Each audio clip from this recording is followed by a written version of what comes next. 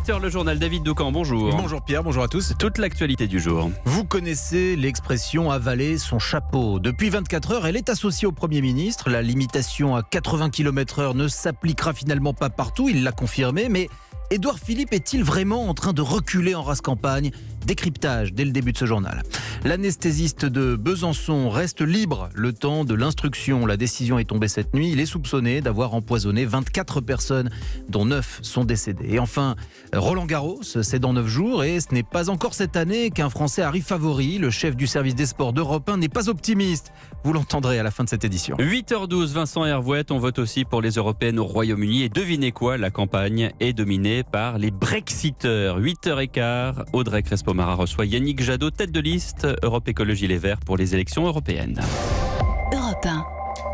Vous l'aviez compris, depuis le début du grand débat national, le gouvernement recule sur les 80 km/h. Édouard Philippe l'a confirmé hier. Évidemment, c'est perçu comme un renoncement. Faut-il en déduire que le Premier ministre abandonne l'objectif de réduire la mortalité ? Les choses ne sont pas si simples. Aurélie Herbemont. Ne plus tout décider d'en haut, c'est la nouvelle méthode prônée par le chef de l'État et appliquée par le Premier ministre, quitte à donner l'impression de renoncer à sa mesure phare. Matignon refuse d'y voir un recul et parle de pragmatisme. La règle générale restera 80 km/h et aux présidents de conseils départementaux de prendre ou pas la responsabilité de limiter la vitesse à 90 sur certains tronçons. Ils devront se baser sur des rapports d'accidentologie, explique Matignon, où on refuse que ce compromis se traduise par plus de morts sur les routes. Aux élus locaux d'assumer de rester à 80 ou de risquer une hausse des accidents sur une route repassée à 90. Édouard Philippe partagera l'impopularité avec les élus locaux, glisse un de ses proches. Certains n'ont d'ailleurs pas manqué de dénoncer la patate chaude transmise par l'exécutif.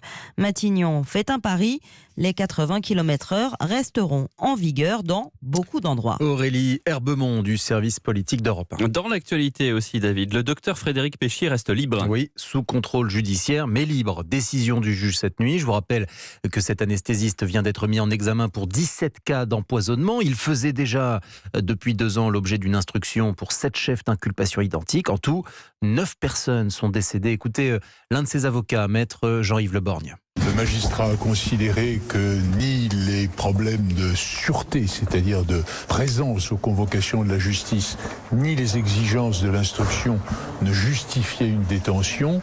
Nous considérons que c'est une bonne décision et qu'elle répond à une certaine objectivité dans l'analyse et qu'elle se démarque de ce qui pourrait être un emballement judiciaire. Et ce maintien en liberté annoncé tôt ce matin ne surprend pas non plus maître Stéphane Giorana, l'avocat de la famille d'une des victimes décédées. Vous dire que les victimes sont satisfaites de cette décision, ce serait vous mentir.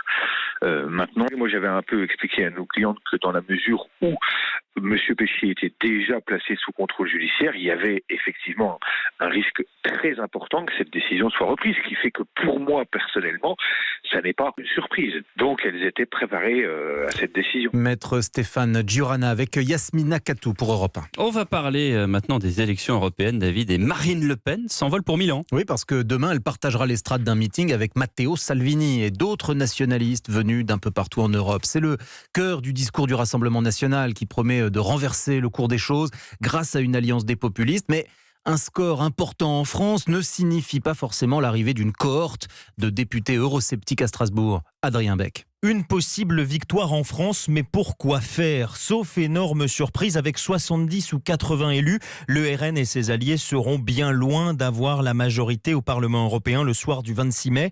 Se profile donc un nouveau mandat dans l'opposition. Si on est nombreux, les partis majoritaires ne pourront plus nous ignorer, veut croire un proche de Marine Le Pen. Très optimiste, juge le politologue Jean-Yves Camus. Le pouvoir des eurosceptiques restera, dit-il, très limité. Quand on passera au vote, sauf tremblement de terre, la majorité de ceux qui disent on continue sera supérieure à la majorité de ceux qui disent stop. Marine Le Pen, évidemment, avec son plan qui consiste à dire je vais changer les choses de l'intérieur avec mes amis, vend, à mon avis, quelque chose qui, ni arithmétiquement, ni politiquement, n'est possible. D'autant que les forces eurosceptiques partent divisées entre pro-russes et pro-américains, par exemple, protectionnistes et libéraux.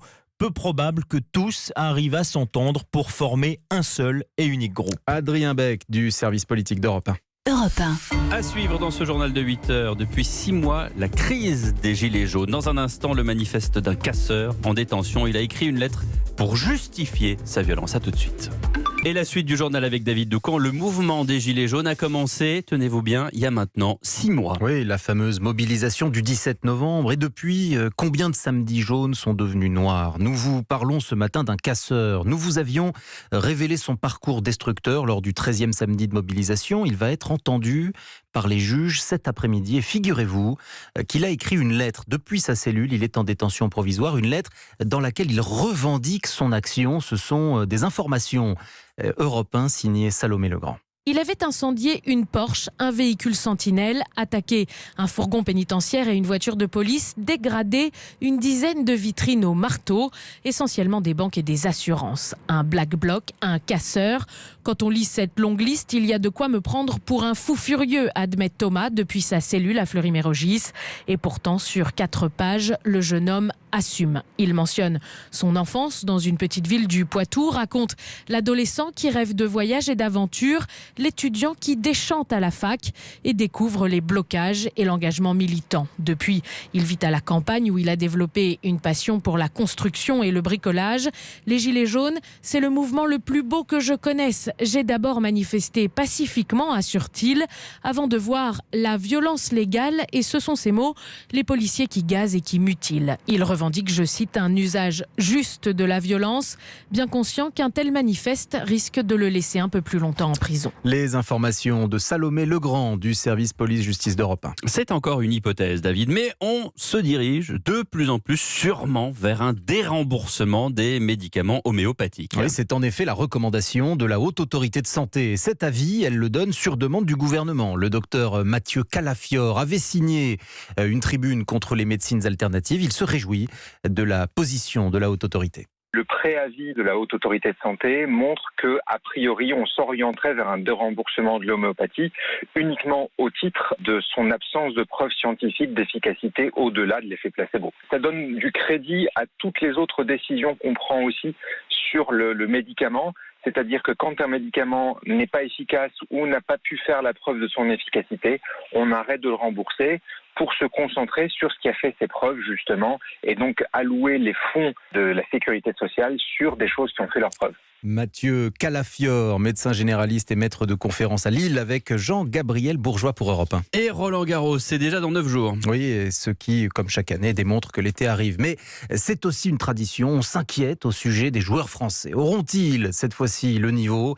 Le chef du service des sports d'Europe 1, Jean-François Pérez, n'est pas optimiste. Le meilleur depuis le début de l'année, c'est Gaël Monfils, 16e mondial. Mais la manière dont il a sèchement été éliminé par l'Espagnol Ramos interpelle, de même que l'état de son genou. Dans une récente interview, le Parisien donne rendez-vous en demi-finale, porte d'Auteuil. On sait le talentueux Monfils capable de tout, mais le défi relève pour l'instant davantage de la méthode Coué, vu le niveau de ses adversaires. On pourrait dire la même chose de Joe Wilfried Tsonga, lui aussi ancien demi-finaliste à Roland-Garros. À 34 ans, le doyen de sa génération dit chercher le déclic, pas forcément le meilleur moment aussi près de l'échéance. Pour le reste, Richard Gasquet semble lutter en permanence avec des problèmes physiques, de même que Gilles Simon.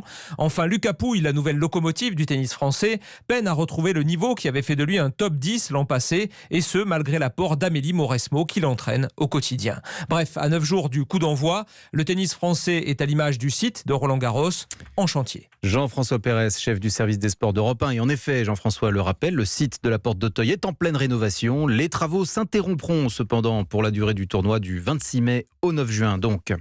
Et enfin, le concepteur de la pyramide du Louvre est décédé. L'architecte chinois mondialement connu Yeon Ming Pei est mort hier à New York. Il avait 102 ans. Merci, c'était le journal de David Doucan.